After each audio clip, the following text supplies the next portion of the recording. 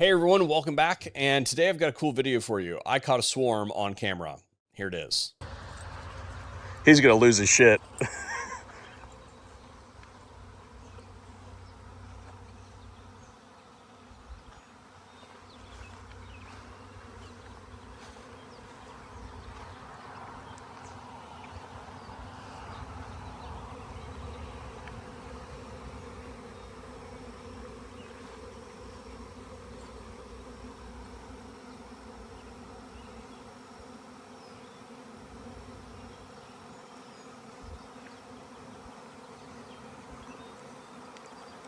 Background, what a swarm is. A swarm is the division of a previously existing colony that is the queen has picked up and left and gone to a new location. I assumed it was one of mine because I've just not had the time to really commit to beekeeping this year as I have in years past because we have a newborn.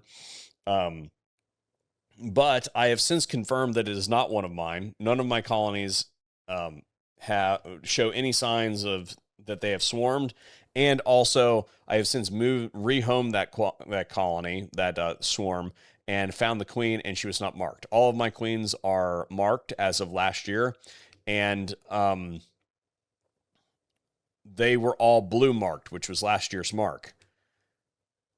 It is possible that the previous queen died and they made a new queen and then they swarmed. There is time for that to have happened. And I just didn't detect it. None of the populations appear to be reduced to the point where they would indicate that swarming occurred. So if one of them did swarm, they lost a portion of the population and resources that was undetectable. So whatever. Caught him anyway, and the queen itself is not marked. So what that means is either, like I said, she died, they made a new one, and then they swarmed, or they wiped it off of her. Now, here's the thing. They all had blue marks on them. Blue is not one of the colors that is easy to rub off. The white is really easy to wipe off, which is this year, and so is the yellow. So the blue and the red are pretty difficult. There's another color that I've not used. Is it green? I don't remember off the top of my head. But yellow and red, or excuse me, red and blue are difficult to wipe off. White and yellow are relatively easy to wipe off. So, yeah, I don't think it's one of mine. So anyway, because it was a really big one, that's why I thought like it instantly filled the trap. So what you saw in that video is they have moved into that trap and they have filled the space. They've called it new home. And when they move in, the procedure to rehome it looks something like this. You want to wait like 3 days to a week because the queen moves in and she has turned off her reproductive organs a couple weeks ago to slim down so that she can fly again. When they first move in, she can still fly. But once she has decided that this is an appropriate home, she's going to move back in. She's going to restart her reproductive system. She's going to swell back up and she's going to be unable to fly again. So you wait for her to do that, and you'll see this by the presence of eggs, right? Once she has laid a substantial proportion of eggs in the colony, she's going to be unable to fly. So if you open it up and you see eggs in there, you know that you're pretty much good. You can move it, and she's not going to be able to just take up and leave and take the whole colony with her type thing. She might do that after she gets there, but it's going to take her time to revert.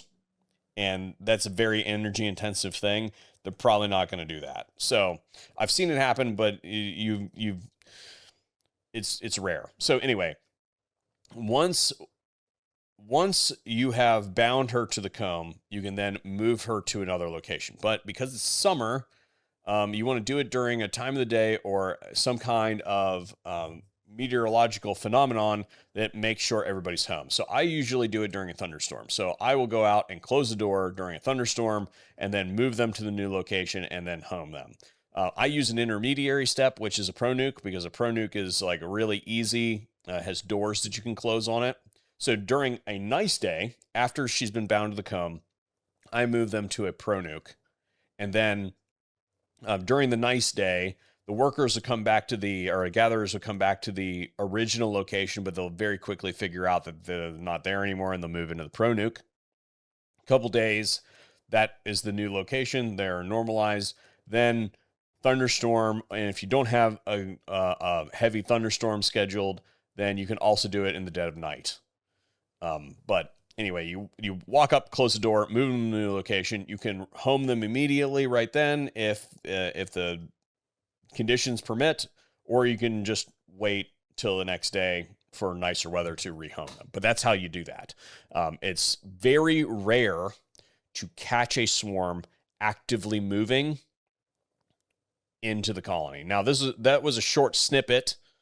The whole thing was in and done in 10 minutes. And I just did not have the time to sit there and record the whole thing. But it was pretty cool to see it in action.